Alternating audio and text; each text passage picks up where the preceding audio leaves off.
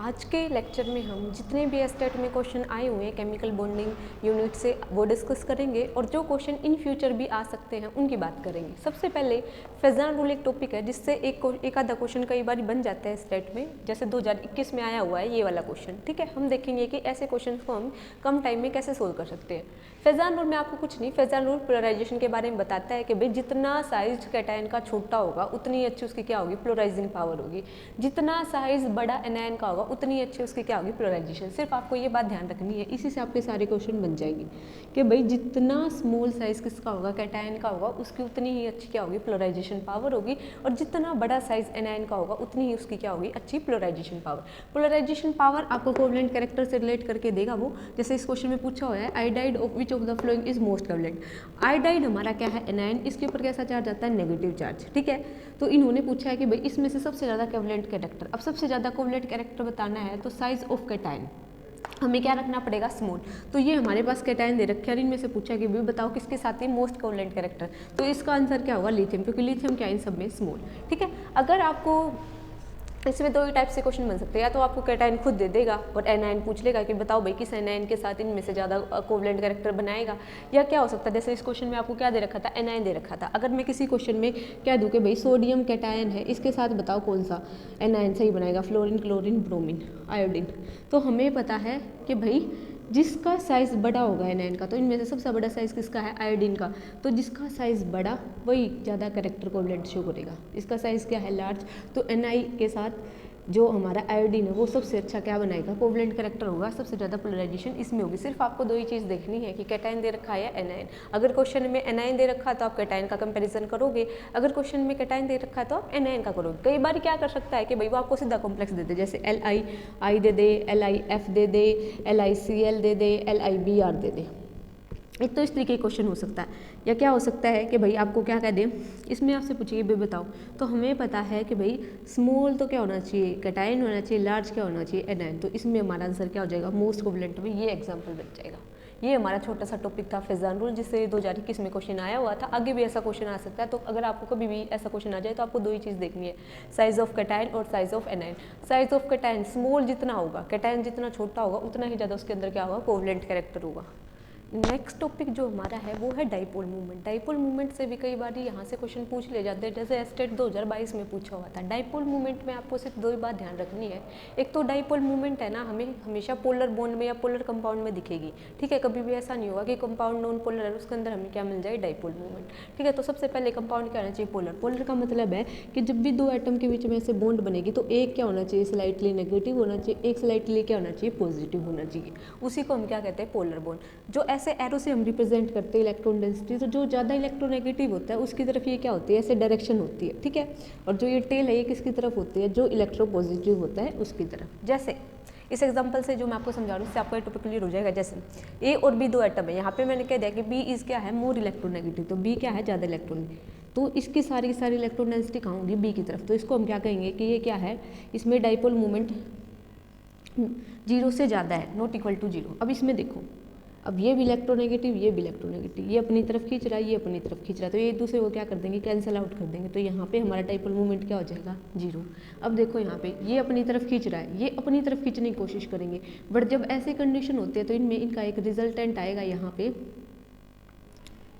ठीक है, उससे क्या हो जाएगा, ये वाला पूरे का पूरा कैंसिल आउट हो जाएगा। तो यहाँ पे भी हमारा डाइपोल मूवमेंट क्या होगा, 0। जब सारे के सारे एटम क्या है, सेम। अगर सारे के सारे एटम सेम है तब ये कंडीशन फॉलो होगी, अगर ये सारे के सारे एटम डिफरेंट है तब ये कंडीशन फॉलो नहीं होगी। अब देखो जैसे ये यहाँ पे ये अपनी तरफ खींचने की कोशिश करेगा, ये अपनी, तो ये इसको कैंसिल आउट कर देगा, ये अपनी तरफ खींचेगा, ये अपनी तरफ, तो ये भी इसको क्या कर देगा, कैंसिल आउट। तो यहाँ पे डाइपोल मूवमेंट क्या होगा हमारा, 0।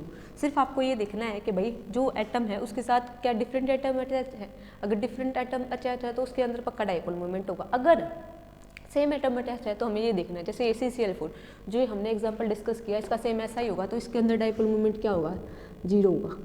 NF3 इसको हम थोड़ी देर बाद देखते हैं, पहले BF3, तो BF3 में भी क्या हो जाएगा, डाइपोल मूवमेंट 0, बिल्कुल सेम ये वाला केस बनेगा। NH3 में क्या होगा, NH3 में यहाँ पे लोन पेयर है, यहाँ पे हाइड्रोजन है, यहाँ पे हाइड्रोजन है, यहाँ पे हाइड्रोजन है। अब इसको देखो, इसमें भी क्या है, लोन पेयर है, इधर F है, फ्लोरीन है, इधर F है, इधर फ्लोरीन। नाइट्रोजन और फ्लोरीन में क्या है, ज़्यादा इलेक्ट्रोनेगेटिव फ्लोरीन, ठीक है। तो फ्लोरीन अपनी तरफ खींचेगा, लोन पेयर अपनी तरफ खींचने की कोशिश करेगा। डाइपोल मूवमेंट होगा तो यहाँ पे भी, लेकिन कुछ ना कुछ अपोज डायरेक्शन में, ये ऊपर की तरफ है नीचे की तरफ, तो डाइपोल मूवमेंट है तो, पर इतना नहीं होगा।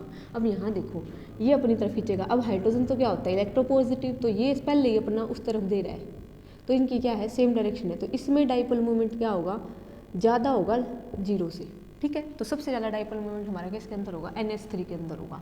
अब फ्लोरीन अपनी तरफ खींच रहा था इलेक्ट्रोनेगेटिव और लोन पेयर अपनी तरफ, तो इसलिए यहाँ पे डाइपोल मोमेंट है तो, लेकिन क्या है कम है। लेकिन यहाँ पे हाइड्रोजन अपनी इलेक्ट्रॉन डेंसिटी डोनेट कर रहा है किसको लोन पेयर की तरफ, तो इसलिए यहाँ पे डाइपोल मोमेंट क्या है मैक्सिमम है, या हम कह सकते हैं हाइयर है। जो हमारा अगला टॉपिक है वो कौन सा है बॉन्ड एंगल। बॉन्ड एंगल हमारा किससे रिलेट करता है हाइब्रिडाइजेशन में। इसमें आपको सिर्फ दो ही बात याद रखनी है कि बॉन्ड एंगल डायरेक्टली प्रोपोर्शनल होता है एस कैरेक्टर से। अगर sp हाइब्रिडाइजेशन है तो 50% एस कैरेक्टर है, इसका मतलब यहाँ पे क्या है ज़्यादा एस कैरेक्टर, तो बॉन्ड एंगल यहाँ पे क्या होगा ज़्यादा होगा, बॉन्ड एंगल यहाँ पे क्या होगा हाइयर होगा। ठीक है। sp2 में 33% एस कैरेक्टर है, sp3 में कितना है 25%। सबसे पहले आपको हाइब्रिडाइजेशन चेक करनी है कि भाई ये तीनों हाइब्रिडाइजेशन में से कौन से हाइब्रिडाइजेशन है। अगर sp3 है तो बॉन्ड एंगल कम मिलेगा, अगर sp है तो बॉन्ड एंगल क्या मिलेगा ज़्यादा मिलेगा। अगर आपको क्वेश्चन मिलता है तो आपको सबसे पहले क्या चेक करनी है हाइब्रिडाइजेशन। हाइब्रिडाइजेशन के हिसाब से sp में सबसे ज़्यादा एस कैरेक्टर है क्योंकि 50% है, तो इसका बॉन्ड एंगल क्या होगा ज़्यादा। कई बार क्या होगा कि हाइब्रिडाइजेशन क्या मिल जाएगी सेम मिल जाएगी, एक से ज़्यादा कंपाउंड की हाइब्रिडाइजेशन क्या मिल सकते हैं सेम मिल सकते हैं, तो उसके बाद हमें कंपेयर करना है लोन पेयर से। अगर उस कॉम्प्लेक्स के पास उसमें जो सेंट्रल एटम उसके पास लोन पेयर प्रेजेंट है तो बॉन्ड एंगल क्या हो जाएगा कम हो जाएगा, बॉन्ड एंगल क्या हो जाएगा कम हो जाएगा। जैसे क्वेश्चन आया हुआ है ये कि which of the flowing has lower bond angle, क्या पूछा है लोअर पूछा है। अगर हाइयर पूछता तो हम ये देखते कि भाई sp है या sp2 है, अब इसने क्या पूछा है लोअर पूछा है, तो सबसे पहले इसके हाइब्रिडाइजेशन देखते हैं हम, तो इसकी हाइब्रिडाइजेशन क्या होगी sp3, इसके हाइब्रिडाइजेशन भी sp3 है, इसके हाइब्रिडाइजेशन भी sp3 है, लेकिन इसके हाइब्रिडाइजेशन क्या है हमारे पास sp2, तो sp2 है तो इसमें 33% एस कैरेक्टर है, sp3 की कंपैरिजन में sp2 में क्या होगा ज़्यादा बॉन्ड एंगल होगा, तो ये तो हमारा ऑप्शन नहीं हो सकता क्योंकि इसने क्या पूछी है लोअर। अगर ये हाइयर पूछता तो इसका जवाब ये हो जाता।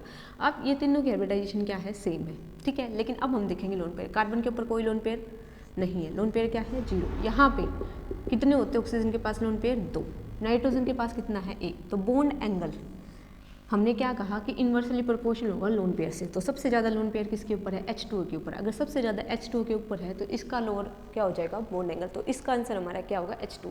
अगर आपसे कोई पेपर में इस तरह के क्वेश्चन आ जाए तो आपको सिर्फ दो ही चीज़ कंपेयर करनी है, सबसे पहले हाइब्रिडाइजेशन, अगर हाइब्रिडाइजेशन सेम है तो आप देखोगे लोन पेयर, जितने ज़्यादा लोन पेयर उतना ही कम उसका क्या होता जाएगा बॉन्ड एंगल होता जाएगा।